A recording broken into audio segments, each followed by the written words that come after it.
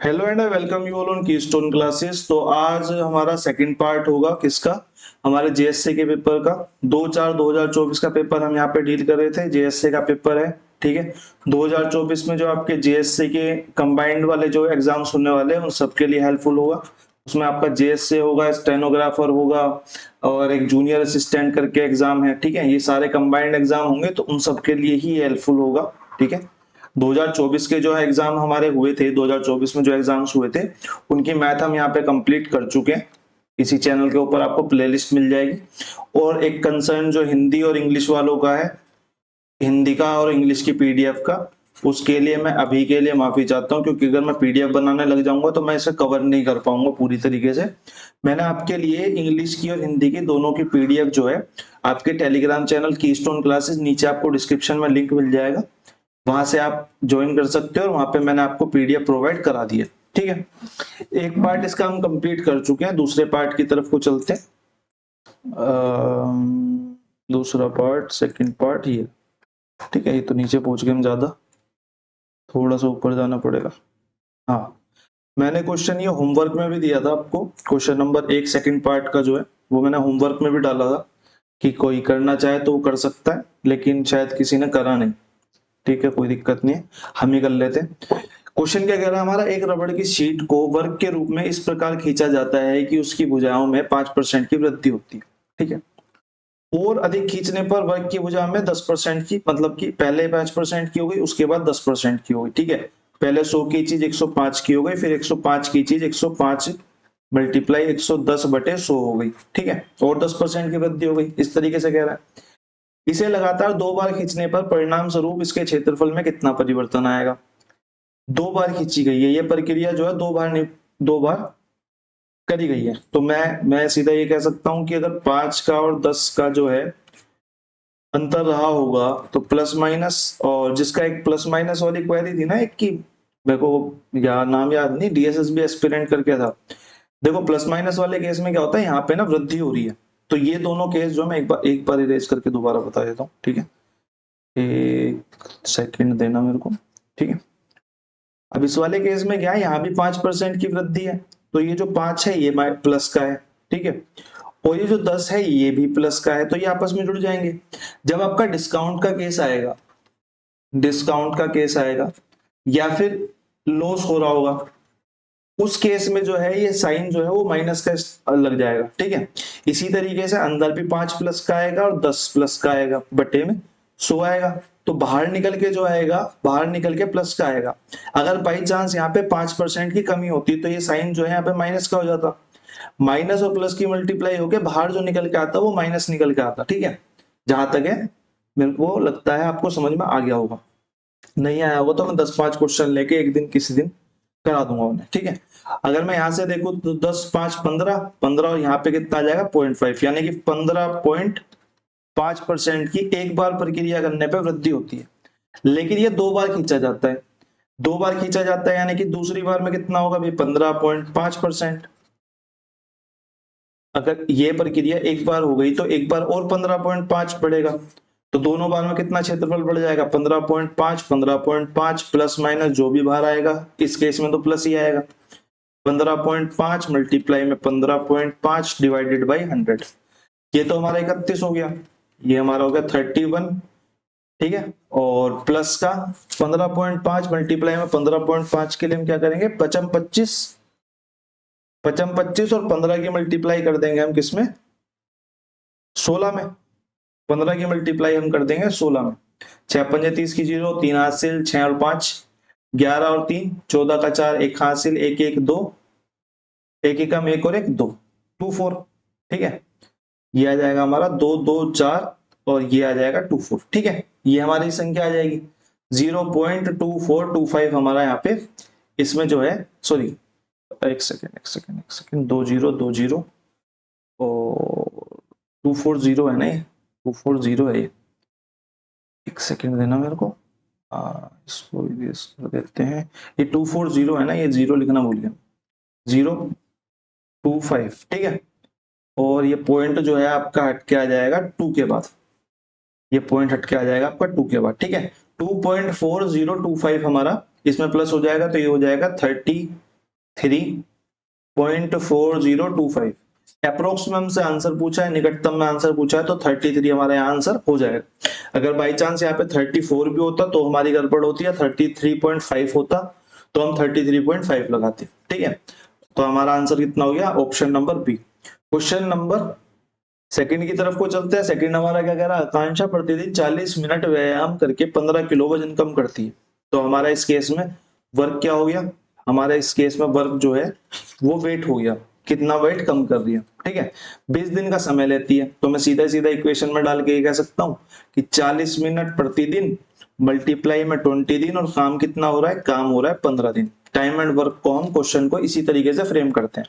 किस तरीके से फ्रेम करते हैं कि जो भी हमें दिया हुआ है वो, और रेस्ट जो है नीचे है जो हमारा वर्क आ जाएगा। टाइम दिया हुआ है टाइम, एफिशिएंसी दी है एफिशिएंसी, और क्या बोलते हैं टाइम की कोई भी यूनिट दी है, डेज दिए हुए हैं डेज, तो सब ऊपर मल्टीप्लाई में आ जाते हैं और नीचे आता है हमारा वर्क।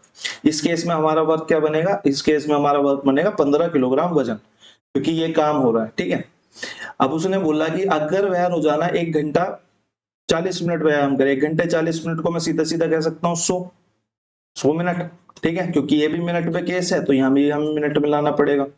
उसी वजन को कम करने के लिए कितना समय लगे, उसी वजन को यानी कि 15 किलोग्राम की बात कर रहे हैं तो 15 बटे में आ जाएगा। दिन हमें पता करना है, दिन के लिए हम एक्स रख लेते हैं, 15 से ये 15 डिवाइड हो जाएगा, ये 2 जीरो से ये 2 जीरो कट हो जाएंगी, तो एक्स इक्वल टू हमारा कितना आ जाएगा, एक्स इक्वल टू 8 डेज हमारा यहाँ पे राइट आंसर आ जाएगा। ऑप्शन नंबर बी करेक्ट हो जाएगा हमारा। ठीक है, क्वेश्चन नंबर 3 की तरफ चलते हैं। क्वेश्चन नंबर 3 हमारा क्या कह रहा है, क्वेश्चन नंबर 3 हमारा है, एक सेकंड,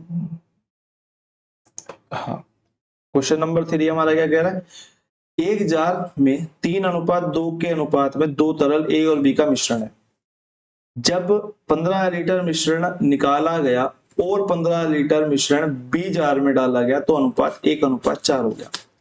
भाई मेरे को क्वेश्चन ने बोला कि 3 और 2 के अनुपात में 2 मिश्रण है ए और बी, तो अगर मैं पूरे जार की बात करूं तो पूरे जार में 5 है। सेकंड वाली कंडीशन में क्या हुआ कि 1 और 4 हो गए, तो भी पूरे जार में 5 है। क्या करा इसने, पूरे जार में से निकाला, इसमें से क्या करा, इसमें से इसने 15 लीटर माइनस करा। इसको मैं सेकंड कलर से लिख लेता हूँ। ठीक है, इसको इसने क्या करा, इसमें से इसने 15 लीटर माइनस करा और जोड़ा किसे, जोड़ा इसने बी में, तो यहाँ पे 15 लीटर प्लस कर दिया। बस मुझे कंडीशन बनानी है, मेरे को 2 चीजें चाहिए भाई, एक तो मेरे को बी दिखा रहा है और मेरे को एक टोटल दिख रहा है, तो मैं बी लिख लेता हूँ। बी कितना है, 2/4। ठीक है, 2/4। अब इनको थोड़ा सा एक्स और वाई मान लो। ठीक है, लेट कर लो कि इन्हें ये एक्स और वाई है। ठीक है, लेट कर लो इनको कि ये एक्स और वाई है। ठीक है, तो मैंने बी पहली वाली कंडीशन से उठाया किसको, बी को और टोटल को, तो 2x अपॉन में 5x। 5x में क्या हो रहा है, -15 हो रहा है।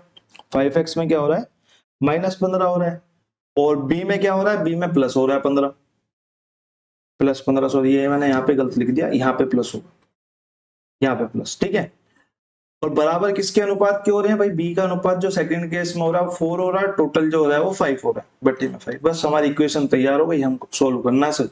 5 दूनी 10x प्लस 15 पंजे 75 इज इक्वल टू 5 चौक 20x माइनस में 15 चौका 60। 20x इधर 10x इधर चला जाएगा, 60 उधर चला जाएगा, तो 6 दूनी 12 13 135 इज इक्वल टू 10x हो जाएगा, तो x इज इक्वल टू हमारा 13.5 हो जाएगा। ठीक है, तो शुरुआत में एक ही मात्रा पूछ रहा है, तो जार में तरल एक ही मात्रा कितनी होगी, जार में तरल एक ही मात्रा यानी कि इस वाले की बात कर रहा है, सेकंड वाले केस की बात कर रहा है।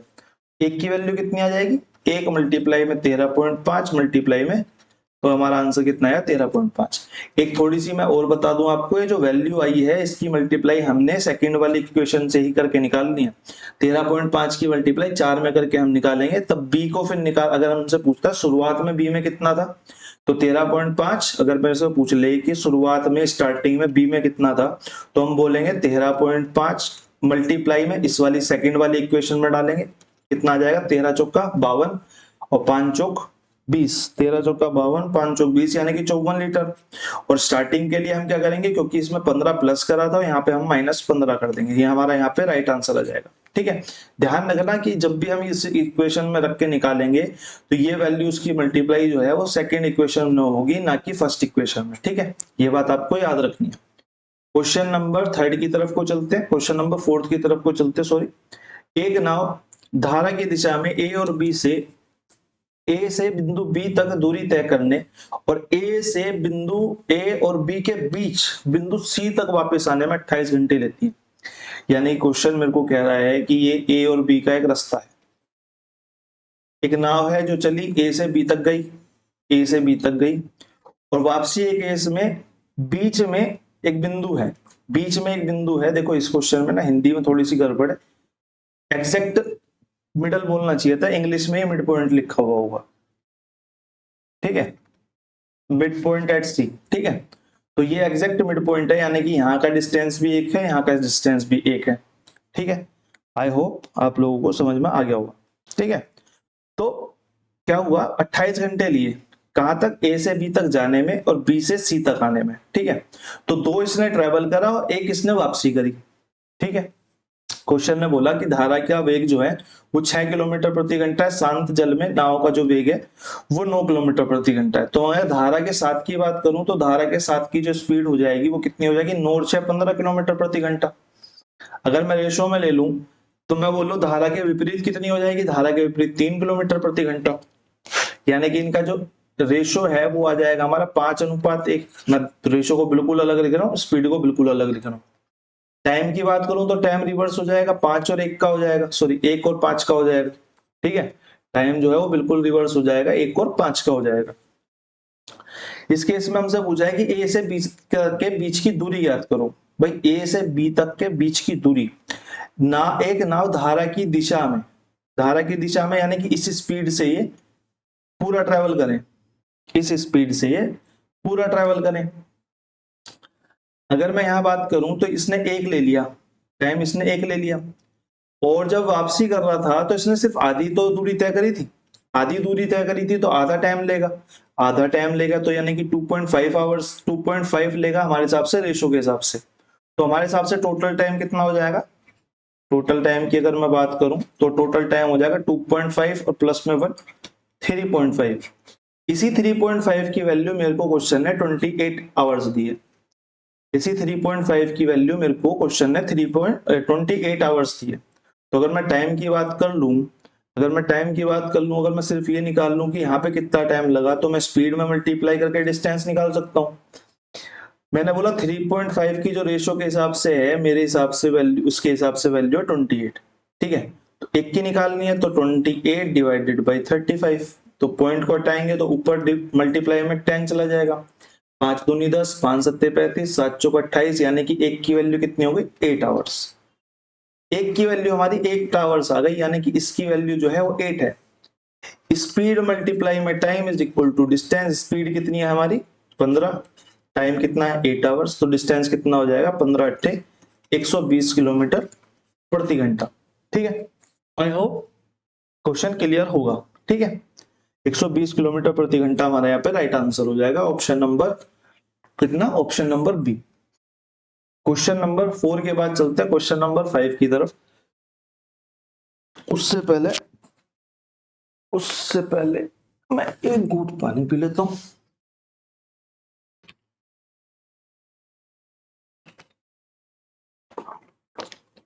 ए बी से 2 गुना कुशल है, क्वेश्चन में दिया हुआ है ए बी से 2 गुना कुशल है, सी बी से 3 गुना कुशल है।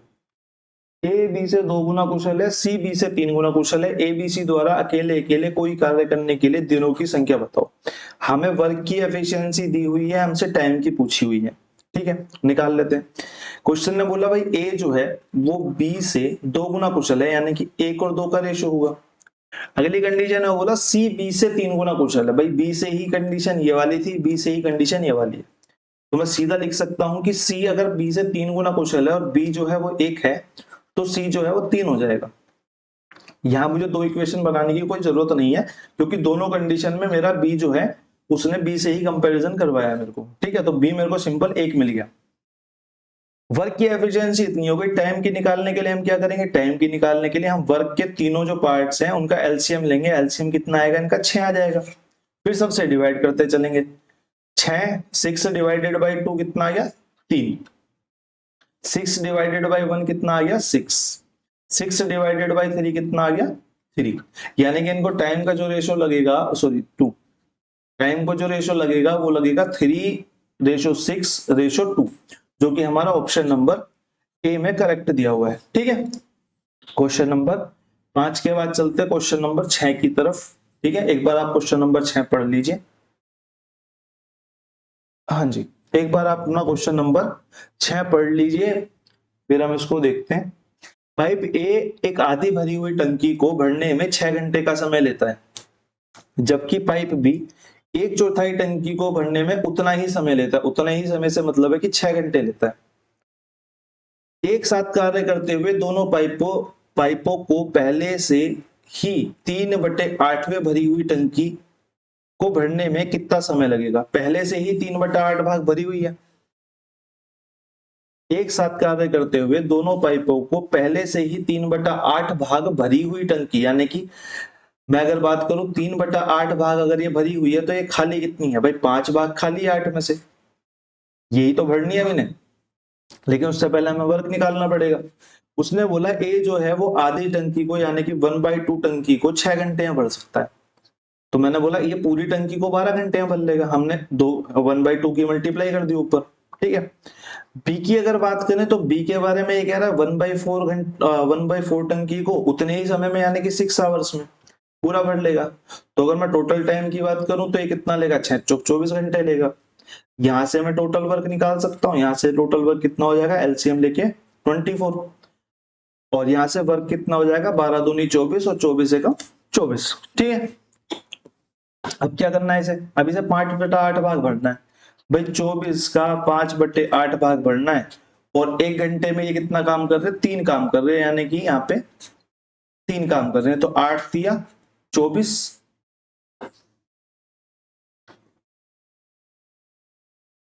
एक सेकेंड, 8 दिया 24, ठीक है। क्वेश्चन में शायद गड़बड़ है, मुझे ऐसा लग रहा है, या तो ये इंग्लिश में ठीक होगा।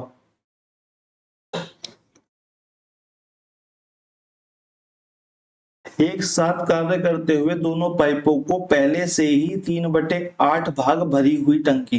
भाई देखो ये 3/8, मैं आपको बता देता हूं कि इस क्वेश्चन के लैंग्वेज में गड़बड़ है कि इसने बोला कि 3/8 भाग तो पहले ही भरी हुई है, तो फिल है 8 में से 3 भाग तो फिल है, तो हमें 5 ही तो भरना पड़ेगा। 5 भरना पड़ेगा तो हमारा टाइम जो आएगा वो हमारा 5 आवर्स आएगा, लेकिन इसके हिसाब से 3 आवर आ रहा है। तो या तो ये इंग्लिश में ठीक है, मैं एक सेकंड देख लूंगा, हिंदी हिंदी हिंदी हिंदी हिंदी, मेरे को 1 सेकंड का टाइम। चलो मैं अगली क्लास में इसको कमेंट सेक्शन में आपको बता दूंगा इसका जो आंसर आएगा मेरे हिसाब से चैलेंज का होगा, और इंग्लिश में ठीक होगा तो 5 घंटे इसका राइट आंसर आएगा। ठीक है, लेकिन ऑप्शन में भी नहीं तो क्वेश्चन चैलेंज का ही होगा। एक साथ कार्य करते हैं दोनों पाइपों को पहले से ही 3/8 भाग भरी हुई टंकी को भरने में कितना समय लगा, 5 भाग भरने। ठीक है, 5 हमारा राइट आंसर है। ठीक है, क्वेश्चन नंबर 7 चलते हैं। एक टैंक के तल में एक रिसाव 9 घंटे में पूरी टंकी को खाली कर सकता है। इनलेट 4 लीटर प्रति मिनट की दर से पानी को भरता है। जब टैंक भर जाता है तो इनलेट खोल दिया जाता है। इनलेट खोल दिया जाता है, टैंक भर जाता है तो इनलेट खोल दिया जाता है, और रिसाव के कारण टैंक 12 घंटे में खाली हो जाता है। ठीक है, ठीक है भाई, 9 घंटे में पूरा भर सकता है। मैंने बोला कि ए जो है वो आउटलेट है, आउटलेट है, 9 घंटे में खाली कर सकता है। लेकिन जब पूरी टंकी भर गई तो इनलेट और आउटलेट दोनों ओपन कर दिए, इनलेट और आउटलेट दोनों ओपन कर दिए, तो क्या हुआ, 12 घंटे में टंकी खाली हो गई।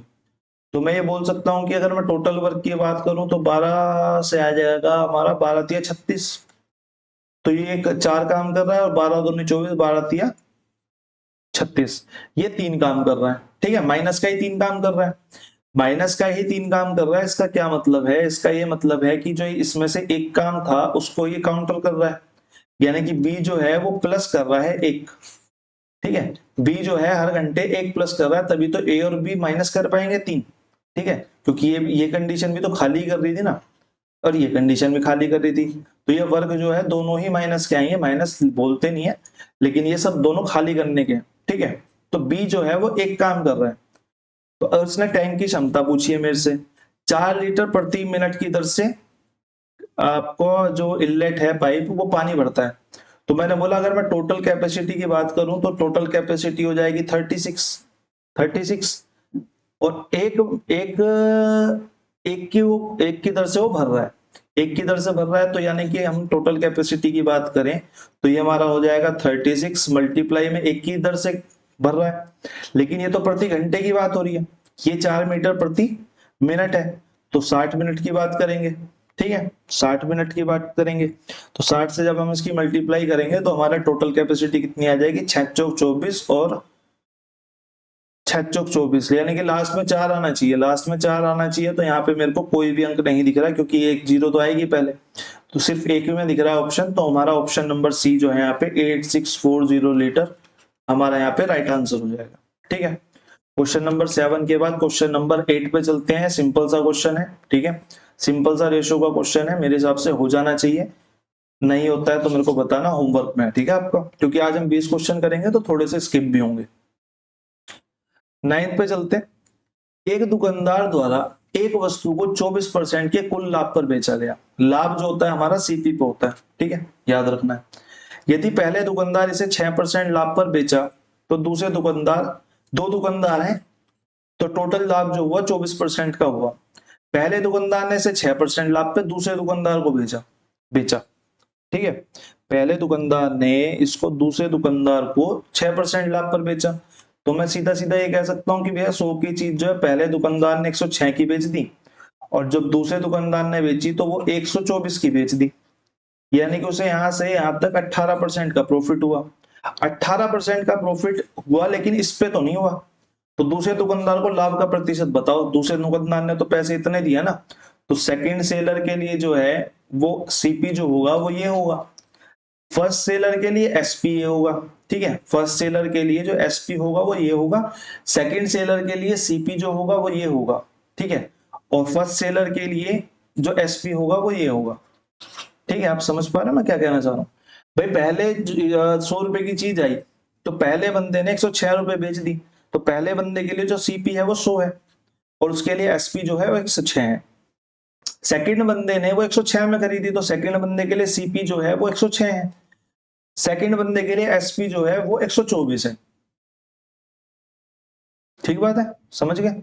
फर्स्ट बंदे के लिए एसपी जो है वो 124 है, तो उसे 18 का प्रॉफिट हुआ, किस पे हुआ, 106 पे, बस निकाल दो 18 का प्रॉफिट 106 पे कितना प्रतिशत है, तो ये कितना आ जाएगा 53 और ये आ जाएगा हमारा 2 से 9, यानी कि 900 बटे 53, 53 से जब इनसे काटेंगे तो ये आएगा 53 एकम 53, बच गया कितना हमारा 5 और 4 9 37, 370, 5 सत्ते 35, पूरा नहीं जाएगा, 7 पंजे 35 ज्यादा हो जाएगा, तो 5 छिक पे जाएगा, 16 से जो भी आपका हो उसे आप आंसर टिक कर सकते हो, यहाँ से 16 से ही 52/53%, ठीक है। आई होप आप लोग समझ पाए होंगे। क्वेश्चन नंबर 10 की तरफ को चलते हैं। उम्मीदवार एक्स को एक चुनाव में कुल वैध मतों का 75% प्राप्त हुआ, कुल मतों का 15% अवैध घोषित हो गया, कुल मतों की संख्या 56,000 है, 56 5,60,000 है, 5,60,000 थी, तो उम्मीदवार के पक्ष में वैध मतों की संख्या बताओ। सिंपल सा क्वेश्चन है, ज्यादा ट्रिकी तो है नहीं। फिर मैंने बोला अगर टोटल मत जो थे वो 100x थे तो 85x ही वैध हुए क्योंकि 15% तो अवैध हो गए, ठीक है। अब इसका 75% कुल वैध मतों का 75% इसको मिला, यानी कि 85x का 75%, 75/100 जो है वो इसको मिला, तो बाकी का बचा हुआ 25/100 तो जो ऐसे मिला होगा 25/100। मेरे को टोटल मत दिया हुआ, यानी कि 100x की वैल्यू मेरे को यहाँ से दी हुई है, 100x की वैल्यू जब मेरे को यहाँ से दी हुई है तो उसने क्या बोला मेरे को, उम्मीदवार के पक्ष में वैध मतों की संख्या बताओ, कुछ नहीं पूछा मेरे से बोला 56,000 की जो वैल्यू है, 5,60,000 की वैल्यू जो है वो 100x है, तो मेरे को इसकी वैल्यू बता दो, वैध मत उसके कितने पड़े, 85x मल्टीप्लाई में 75/100, x से x कट हो जाएगा, 100 से 2 जीरो खत्म, 100 से ये 2 जीरो खत्म, अब कुछ नहीं 56 मल्टीप्लाई 85 मल्टीप्लाई 75 करना है हमें, ये कैलकुलेशन थोड़ी कैडी पड़ेगी। इस कैलकुलेशन को आप खुद कर लीजिएगा, आपका आंसर जो है वो आ जाएगा ऑप्शन नंबर सी। ठीक है, एक सेकंड में देख लेता हूँ। ठीक है, 55 25 और 25 छिक्का 150, जीरो आएगी 17। हाँ ठीक है, आंसर आपका यही आएगा, ऑप्शन नंबर सी हमारा राइट आंसर हो जाएगा। क्वेश्चन नंबर 11 की तरफ को मूव करते हैं। ठीक है, क्वेश्चन नंबर 11 हमारा क्या कह रहा है, किरण ने 20,000 रुपए से एक व्यवसाय शुरू किया। एक बार क्वेश्चन को ठीक से पढ़ लेते हैं। किरण ने 20,000 रुपए से एक व्यवसाय को शुरू किया। 3 महीने बाद किशोर, 3 महीने बाद किशोर आ गया। ठीक है, यानी कि इसने पैसा जो लगाया हो 9 महीने लगाया होगा। 40,000 रुपए के साथ व्यवसाय में शामिल होता है। कुछ महीने के बाद रमेश 1 लाख रुपए के साथ निवेश करके साथ में जुड़ जाता है। किशोर को प्राप्त कुल 1,10,000 रुपए के लाभ में से 36,000 रुपए प्राप्त होते। किसको प्राप्त होते? किशोर को, जो सेकंड बार में आया था। ठीक है, जो हमारा सेकंड बार में आया था उसको 36,000 रुपए प्राप्त होते। किसमें से? 1,10,000 में से। अगर मैं बात करूं तो अगर मैं किरण की बात करूं तो किरण ने 20,000 रुपए यानी कि 20K जो रुपीज लगाए वो पूरे 12 महीने के लिए लगाए। इसके 3 महीने बाद किशोर आया था। 3 महीने बाद किशोर आया था यानी कि उसने 9 महीने के लिए पैसा लगाया हुआ। 40K मल्टीप्लाई में 9। उसके बाद कौन आया? उसके बाद हमारा आया, कुछ महीने बाद रमेश आ गया। कुछ महीने बाद जो है वो हमारा रमेश आ गया। तो रमेश ने कितने टाइम के लिए लगाए होंगे मुझे नहीं पता, तो इसने 100K लगाए। मैं K इसलिए लिख रहा हूं जिसकी वजह से काट सकूं, तो मैं इसके टाइम को X लिख लेता हूं। भाई इनका अगर मैं रेशो लूंगा तो ये K से K कट जाएगा, K से K कट जाएगा, K से K कट जाएगा। 20 से ये 2 बार चला गया, 20 से ये 5 बार चला गया। ठीक है, और कुछ कटेगा? और कुछ नहीं कटेगा। तो अगर मैं रेशो की बात करूं तो यह आ जाएगा 12:18:5x। ठीक है, 12:18:5x जो है हमारे यहाँ पे आ जाएगा। क्वेश्चन ने क्या बोला है? क्वेश्चन ने बोला है कि किशोर को 36,000 प्राप्त हुए। किशोर को अगर 36,000 प्राप्त हुए, किशोर को अगर 36,000 प्राप्त हुए तो आप मेरे को बता सकते हो कि ये कितने गुना है? 18 दूनी 36 यानी कि 2,000 की मल्टीप्लाई करते सब में तो ये काम हो जाएगा 12 दूनी 24, यानी कि इसके पैसे कितने निकल के आ जाएंगे? 24,000। टोटल पैसे मिले थे हमें कितने? 1,10,000। इसमें से 50,000 तो इन्हें मिल गए, यानी कि बचे हुए 60K किसे मिले? 60K 5x को मिले। तो 5x की जो वैल्यू है वो 60K है।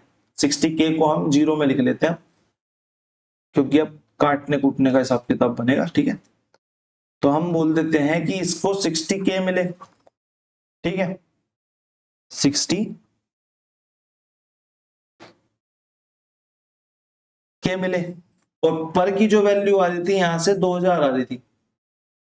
पर उसकी बंदे की जो रेशो में आ रहा था वो 2,000 की मल्टीप्लीकेशन आ रही थी, तो 2,000 यहां मल्टीप्लाई कर दिया मैंने। या फिर मैं इसको यहाँ पे सीधा सीधा बोलूं तो 5x मल्टीप्लाई में 2,000 इसके टोटल रुपए आते मेरे हिसाब से। 5x मल्टीप्लाई में 2,000 आते, इसके हिसाब से 60,000 थे। 3 जीरो से 3 जीरो कट हो गए, 2 से ये आ गया 30, तो 5 से काटेंगे तो 5 6 30 यानी कि 6 मंथ आ गया। x की वैल्यू 6 मंथ आ गई। 6 महीने तक उसके पैसे लगे, लेकिन उसने पूछा है कि कितने महीने बाद शामिल हुआ। क्वेश्चन को हमेशा ध्यान से पढ़ना। क्वेश्चन में हमेशा जो आपका इस तरह के क्वेश्चन होता है उसमें यही दिया होता है कितने महीने बाद शामिल हुआ, और यहां से निकल के आता है कितने महीने पैसा रहा। 12 में से कुछ गड़बड़ कर दी क्या हमने? हमने कुछ गड़बड़ कर दी क्या? ये sorry sorry sorry sorry sorry sorry sorry, बहुत बड़ी भारी मिस्टेक हो गई। हल्की सी कैलकुलेशन में मिस्टेक और पूरा किस्सा खराब। मैं एक सेकंड मिटा लेता हूँ। इतनी भारी मिस्टेक भी नहीं है, 50 का 60 आएगा। ठीक है, बस ये 50 का 60 के है। 3 2 5 ये 60 के आएगा। ठीक है, और ये हमारा कितने रुपए हो जाएंगे? 5x मल्टीप्लाई में 2,000। ठीक है, 5x मल्टीप्लाई में 2,000।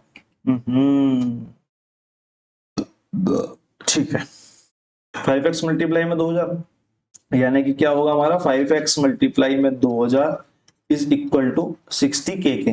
ठीक है, K से 3 जीरो खत्म हो जाएंगी, 2 से हम इसको 50K कर लेंगे क्योंकि 60 तो यहाँ हो गया, 6 और 5 11 होते हैं। ठीक है, 2 से 5 दूनी 10 काट लेते हैं। x कितना आ गया? 5 मंथ आ गया। यानी कि 5 महीने तक उसने पैसा लगाया, तो जाहिर सी बात है 12 महीने होते हैं, 5 महीने तक पैसा लगाया तो 7 मंथ वो बाद आया होगा। बस हमसे यही पूछा हुआ था। ऑप्शन नंबर डी जो है हमारा यहाँ पे करेक्ट आंसर हो जाएगा। उसके बाद हम चलते हैं क्वेश्चन नंबर 11 की तरफ। क्वेश्चन नंबर 11 हमारा क्या कह रहा है, 4:15 पर घड़ी की सुइयां किस कोण पर आती हैं। वैसे ये रीजनिंग का क्वेश्चन है, ठीक है, ये इसका मैथ का क्वेश्चन ही नहीं होता, फिर भी मैं आपको एक बार बता देता हूँ। अगर मैं घड़ी की बात करूं, घड़ी एक सर्कुलर होता है और सर्कल का हमें पता है, सर्कल के अगर मैं मिड पॉइंट से डिग्री नापूंगा तो पूरे सर्कल में 360 डिग्री होते हैं, ठीक है। अब घड़ी में क्या होता है, घड़ी में आपका एक तो बड़ी सुई होती है, छोटी सुई होती है। छोटी सुई आपको मिनट पे चलाती है और बड़ी सुई आपको घंटे पे चलाती है, ठीक है। यहाँ पे हमको 4:15 बोला है तो मैं एक बार 4:15 को डिजाइन कर लेता हूँ। 15 पे तो ये 3 पे आएगी लगभग और यहाँ पे 4 पे आएगी, ठीक है। इसके बीच का एंगल पूछा है, ये बड़ी वाली सुई, ये छोटी वाली सुई। एक घड़ी में 60 मिनट होते हैं, यानी कि 60 मिनट में बड़ी वाली जो सुई है वो 360 ट्रेवल कर जाती है, ठीक है। तो अगर मैं 1 मिनट की बात करूं तो 1 मिनट में कितने डिग्री ट्रेवल करती है, 6 डिग्री ट्रेवल करती है, ठीक है। ठीक बात है। अगर मैं बात करूं 6 डिग्री ट्रेवल कर जाती है तो अगर एक घंटे में एक आवर वाली जो सुई है वो कितने डिग्री ट्रेवल करेगी। एक घंटे में एक आवर वाली डिग्री जो सुई है वो कितना ट्रेवल करेगी, वो जैसे कि जस्ट सपोज मानो 3 से 4 तक गई, 3 से 4 तक वो 5 मिनट के लिए ट्रेवल करेगी, 5 मिनट का ट्रेवल करेगी। यानी कि अगर 1 मिनट में 6 डिग्री होता है तो एक घंटे में जो घंटे वाली सुई है वो मल्टीप्लाई 5 यानी कि 30 डिग्री ट्रेवल करती है। ठीक बात है, इतनी बात समझ गए।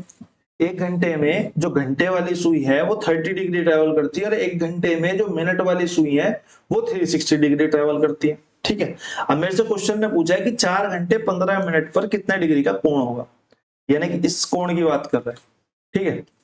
मैंने बोला 15 मिनट वाला तो ये फिक्स है कि ये तो 15 पे ही होगा, लेकिन 4 की सुई थोड़ी सी तो आगे हो गई होगी ना भाई, 30 डिग्री तो ये चल गई, 30 डिग्री तो ये चल गई, एक घंटे में चलती, ठीक है। एक घंटे में चलती 15 से लेके यानी कि 3 से लेके 4 के बीच में 30 डिग्री तो ये चल गई, 30 डिग्री तो हमारा गैप हमें दिख रहा है। लेकिन ये 4 वाली सुई थोड़ी सी तो आगे होगी ना, अगर आप घड़ी को देखोगे तो धीरे धीरे आगे होती चली जाती है, यानी कि 15 मिनट के हिसाब से आगे भी हो गई होगी। अगर एक घंटे में 30 डिग्री चल रही है तो 15 मिनट की अगर मैं बात करूं तो कितनी चलेगी भाई, ये चलेगी 30 मल्टीप्लाई में 60 और मल्टीप्लाई बाई 15, 15 चौका 60, 4 से मैं से काटूंगा तो ये 15 मिनट में 7.5 डिग्री अपने 4 नंबर से थोड़ी सी आगे हो जाएगी, 7.5 डिग्री आगे हो जाएगी।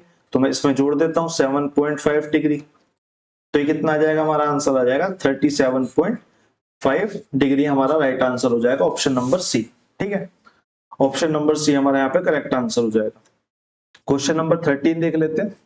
3360 की एक राशि 5 वर्षों बाद देय है, 6% वार्षिक दर से 5 समान किस्तों में भुगतान करना है, प्रत्येक किस्त का मूल्य बताइए। ठीक है, इसने मेरे को चक्रवृद्धि ब्याज है नहीं बोला है, ठीक है।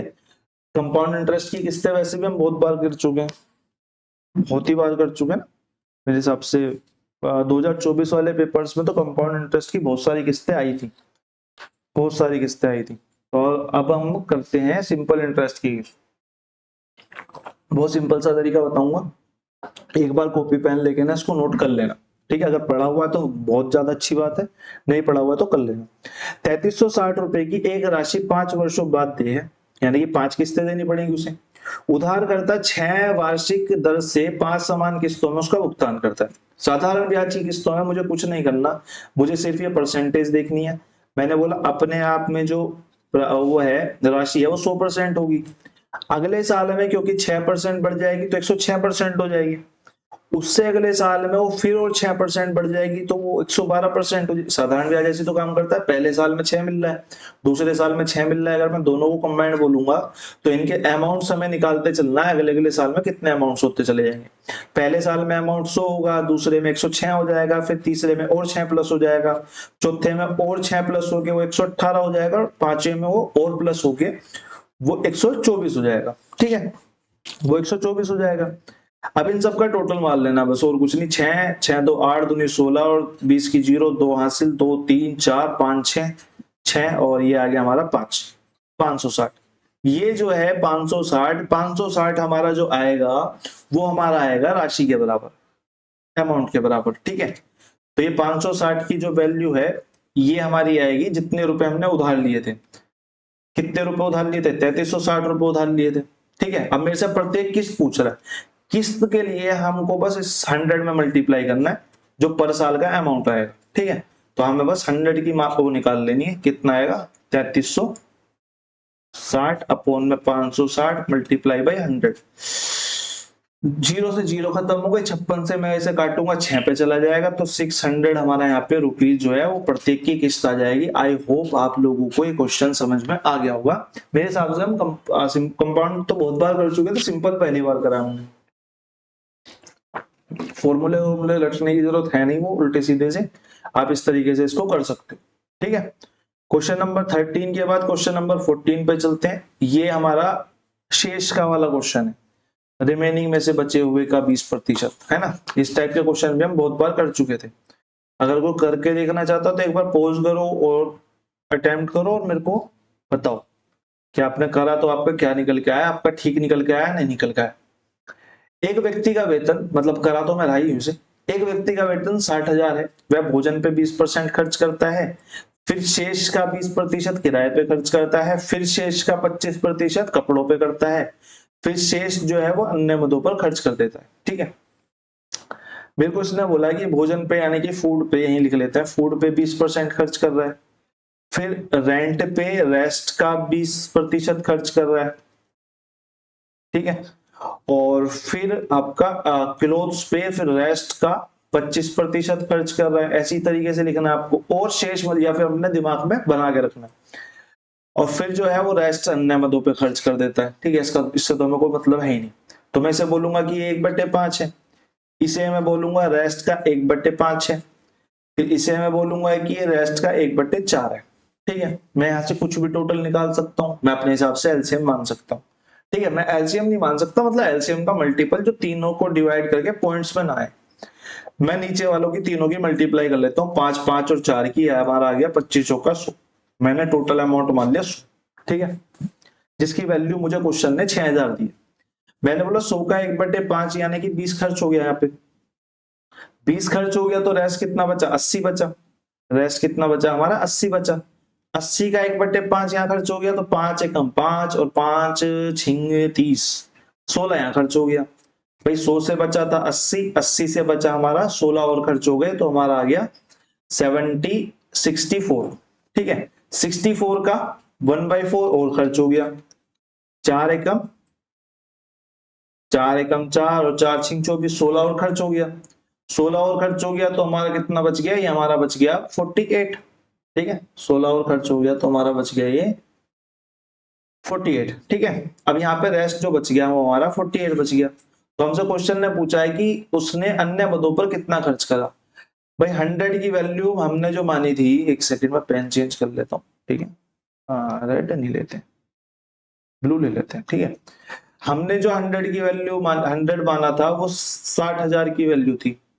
हमें 48 निकालना है, 48 निकाल देते हैं भाई, 2 जीरो से 2 जीरो काट देते हैं और 48 की मल्टीप्लाई हो जाएगी, 60 मल्टीप्लाई में 48, 8 छिंग 48 की 0, 4 हासिल, 6 चौक 24 और 4 2880 रुपए हमारा यहाँ पे राइट आंसर हो जाएगा। सिंपल एंड एफिशिएंट वे है ये इस क्वेश्चन को करने का, ठीक है। बाकी आप कर 6,000 रख के भी कर सकते हो, लेकिन एक ही तरीके का क्वेश्चन एक ही तरीके से हो, ये मेरी थोड़ी सी मानना है कि एक क्वेश्चन के 10 तरीके नहीं होने चाहिए। एक बार आप ऐसे कर रहे हो फिर एक बार ऐसे कर, कभी कभी ऐसा होता है ना, व्यक्ति का वेतन ही नहीं दिया होता, आपको दिया होता है शेष मदों पर इतना खर्च हुआ या किराए पे इतना खर्च हुआ, उस केस में आप ये तरीका नहीं लगा पाओगे, फिर आप पजल होगे। मैं तो ये वाला लगाता था, नहीं हो पाता, ठीक है। तो मैं एक तरीके का एक ही क्वेश्चन एक ही तरीके से कराने की कोशिश करता हूँ, ठीक है। क्वेश्चन नंबर 15 पे आ जाते हैं। क्वेश्चन नंबर 15 हमारा कह रहा है कि 5% प्रति वर्ष की साधारण ब्याज की दर पर निवेश की गई 16,000 रुपए की राशि कितने समय में 24,000 हो जाएगी। सिंपल इंटरेस्ट का बहुत सिंपल सा क्वेश्चन है और ये आपके होमवर्क के लिए बिल्कुल एकदम जायज क्वेश्चन है, ठीक है। क्वेश्चन नंबर 16 पे आते हैं। करीम ने कुछ संतरे इस प्रकार खरीदे कि बेचे गए 30 संतरों का क्रय मूल्य 40 संतरों के विक्रय मूल्य के बराबर है। यानी कि 30 का जो सीपी है वो बराबर है 40 के एसपी के। इतनी सिंपल सी बात है। तो अगर मैं सीपी और एसपी के रेशो की बात करूं, सीपी अपॉन में एसपी, तो ये हमारा आ जाएगा 4 और 3। 30 संतरों का क्रय मूल्य, ठीक है। तो उसने बोला कि लाभ या हानि क्या होगा। मेरे को देखते ही पता चल रहा है 4 की चीज खरीदी थी, 3 की चीज बेची है, एक की हानि हुई है। एक की हानि हुई है, कितने पे हानि हुई है, सीपी पे हानि होती है, यानी कि 4 को डिवाइड में डाल देंगे और मल्टीप्लाई बाई 100। लॉस परसेंट हमारा कितना आ गया, हमारा आ गया 25%। हमारा राइट आंसर हो गया ऑप्शन नंबर डी। ठीक है, आई होप आप लोग समझ पाए होंगे। क्वेश्चन नंबर 17, 2-3 क्वेश्चन और रह गए हैं, बस ज्यादा रहे नहीं है।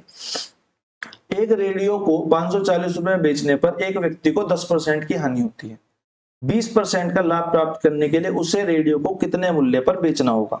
सिंपल सा क्वेश्चन है, मेरे कराने की कोई जरूरत मुझे लगती नहीं। ठीक है, बेसिक क्वेश्चन है बहुत ज्यादा कि 540 जो 10% की हानि हो रही है, यानी कि 90% करा ही देता हूँ। 90% इज इक्वल टू 540 रुपीज। ठीक है, 20% का लाभ चाहिए तो 120% निकाल दो। 90 की कीमत 540 है, 120 की निकालनी है तो डिवाइडेड बाई 90 मल्टीप्लाई बाई 120। 10 से 10, 9 6 54, 12 6 72, यानी कि 720 रुपीज जो है हमारा यहाँ पे राइट आंसर हो जाएगा ऑप्शन नंबर सी। ठीक है, question number 8, time speed and distance train का एक क्वेश्चन। 380 मीटर लंबी एक ट्रेन 38 सेकंड में एक खंबे को पार करती है।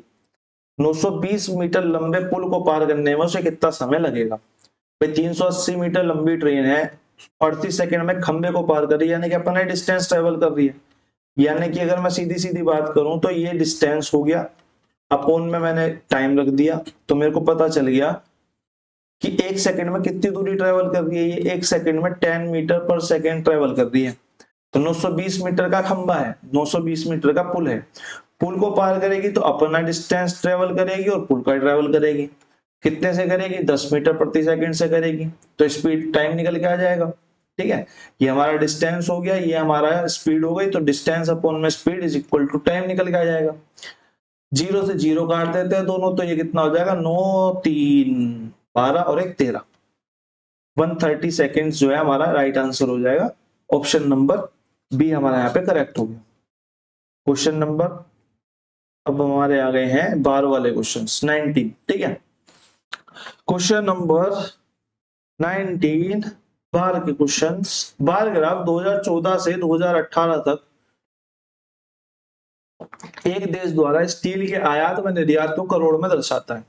ठीक है, क्वेश्चन नीचे जो पूछा 19 हमसे, वो पूछा सभी वर्षों में इस्पात के कुल आयात टोटल आयात निकालने पड़ेंगे। एक साथ मिलकर सभी वर्षों में कुल निर्यात का कितने प्रतिशत है। आयात निर्यात का कितने प्रतिशत है, यानी कि निर्यात को हम नीचे रखेंगे। ठीक है, निकाल लेते हैं, सबको आयातों को जोड़ लेते हैं। आयात हमारे कितने, पहले साल 350, दूसरे साल हमारा 380, तीसरे साल हमारा 420, चौथे साल हमारा 450, पांचवें साल हमारा 580। सबको जोड़ लिया तो 0, 8 2 10 और 10 20 और 8 28 का 8, 2 हासिल, 3 2 5 3 8 4 12 4 12 4 16 और 5 21, 2180 करोड़ रुपए। ठीक है, निर्यात को निकाल लेते हैं। निर्यात कितना है हमारा, पहले साल हमको दिख गया यहाँ पे 400, उसी तरीके से हमें सेकेंड ईयर में दिख गया 420, थर्ड ईयर में दिख गया 550, फोर्थ ईयर में दिख गया हमें 480 और फिफ्थ ईयर में दिख गया हमें 620। 0 की 0, 5 और 2 7, 7 7 दूनी 14, 15 और 2 17 का 7, एक हासिल, 4 5 4 9 9 और 5 14 और 4 18 और 6 24, यानी कि 2470 रुपए का निर्यात करा, 2180 का आयात करा। हमने यहाँ पढ़ लिया था, इसने आयात का निर्यात से परसेंटेज पूछा है। ठीक है, तो हम आयात को ऊपर डाल देंगे, 2180 अपोन में 2470 मल्टीप्लाई बाई 100। इसकी ये मल्टीप्लीकेशन वगैरह आप खुद कर लेना। ठीक है, बाकी इसका जो आंसर है वो हमारा राइट आंसर बन जाएगा 88.3%। ठीक है, 88.3%। ऑप्शन नंबर डी हमारा यहाँ पे करेक्ट आंसर हो जाएगा। ठीक, और 19 के बाद हमारा लास्ट क्वेश्चन एक और सेम बार ग्राफ का क्वेश्चन है। ठीक है, इसको आप खुद करो होमवर्क में, आपका अच्छा क्वेश्चन है, होमवर्क में है, तो जो भी लास्ट तक देख रहा है, जिसको भी सिलेक्शन वगैरह लेने हैं और लास्ट तक देख रहा है, इसको होमवर्क में करो और नीचे कमेंट सेक्शन में नहीं हुआ या हुआ वो देख लो, बता दो मेरे को एक बार, ठीक है। बाकी आज की क्लास यहीं तक रखते हैं, बाकी आपको कल क्लास मिल जाएगी फिर एक और 20 क्वेश्चन की आपकी प्रैक्टिस जीएसए के लिए पूरी करके चलेंगे।